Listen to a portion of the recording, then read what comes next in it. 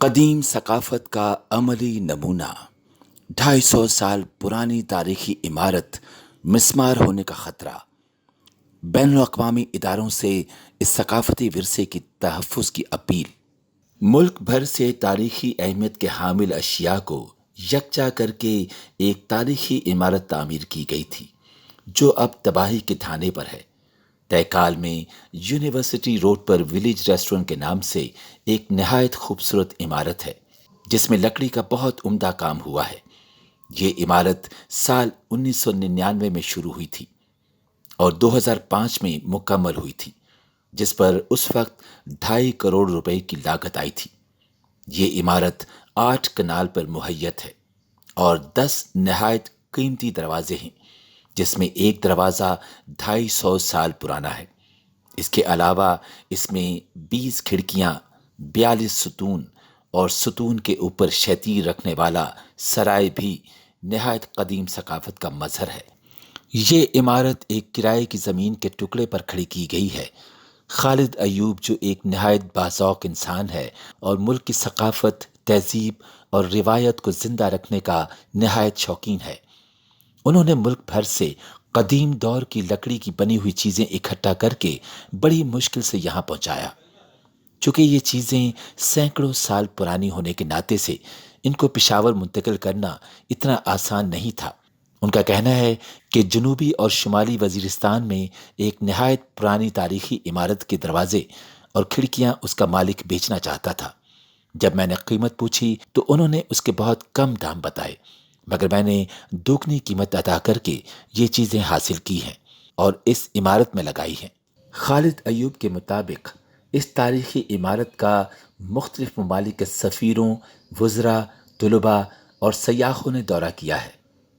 ان کا کہنا تھا کہ چین کے سفیر نے جب یہاں آ کر اس عمارت کو دیکھا تو ان کا نعرہ تھا کہ یہ پاک چین دوستی کا مرکز ہوگا۔ اس عمارت میں لوگ دور دور سے آ کر تھوڑی دیر کے لیے سستاتے تھے اور یہاں سے تصویریں نکال کر چلے جاتے تھے، اور ہر کوئی اس کی تعریف کیے بغیر نہیں رہتا تھا۔ انہوں نے کہا کہ اگر حکومت ان کو مفت زمین فراہم کرے تو وہ اس قومی ورثے کو یہاں سے بحفاظت نکال کر اس زمین پر ایک تاریخی عمارت تیار کریں گے تاکہ یہ چیزیں ضائع نہ ہوں۔ واضح رہے کہ اس عمارت میں جتنے بھی دروازے لگے ہیں ان پر ہاتھ سے نہایت بہترین کشیدہ کاری کا کام ہوا ہے۔ خالد ایوب کا کہنا ہے کہ میرا شوق تھا کہ میں ایک ایسی عمارت تیار کروں جس میں ملک بھر کی تمام ثقافتوں کا نمونہ موجود ہو اور لوگ اس کو قدر کی نگاہ سے دیکھیں گے، مگر افسوس سے کہنا پڑتا ہے کہ کسی نے مجھے 2 لفظ شکرانے کے بھی نہیں بولے۔ انہوں نے کہا کہ اس زمین کا مالک کوئی اور ہے، میں نے تو صرف اسے کرائے پر حاصل کیا ہے۔ اب ستم ظریفی یہ ہوئی کہ ایک طرف بس ریپڈ ٹرانزٹ یعنی BRT یہاں سے گزر رہی ہے، جس نے پشاور کے دیگر کاروباری حضرات کی طرح میرا کاروبار بھی تباہ کیا ہوا ہے۔ سارا ٹریفک یہاں سے دوسری طرف منتقل ہوا، اور دوسرا کرونا وائرس کی وجہ سے لاک ڈاؤن لگا ہے، جس سے یہ ریسٹورانٹ بند پڑا ہے، اور میں جیب سے 3-4 لاکھ روپے اس کا کرایہ، اخراجات، چوکیداروں اور عملے کی تنخواہیں ادا کر رہا ہوں۔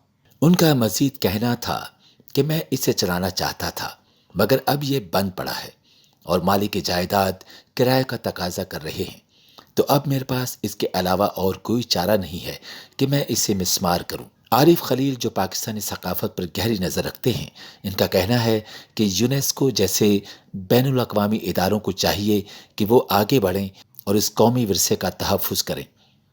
خالد ایوب کا مطالبہ ہے کہ سرکاری یا غیر سرکاری اداروں کے علاوہ اگر اقوام متحدہ کا ادارہ برائے تحفظ ثقافت یونیسکو اسے اپنی تحویل میں لے لیں اور اس کے اخراجات برداشت کرے تو میری دلی تمنا پوری ہو جائے گی اور یہ عمارت مسمار ہونے سے بچ سکتی ہے۔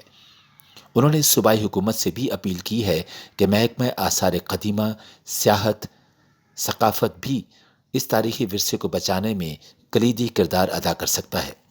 انہوں نے صوبائی حکومت سے بھی اپیل کی ہے کہ محکمہ آثار قدیمہ، سیاحت، ثقافت بھی اس تاریخی ورثے کو بچانے میں کلیدی کردار ادا کر سکتا ہے۔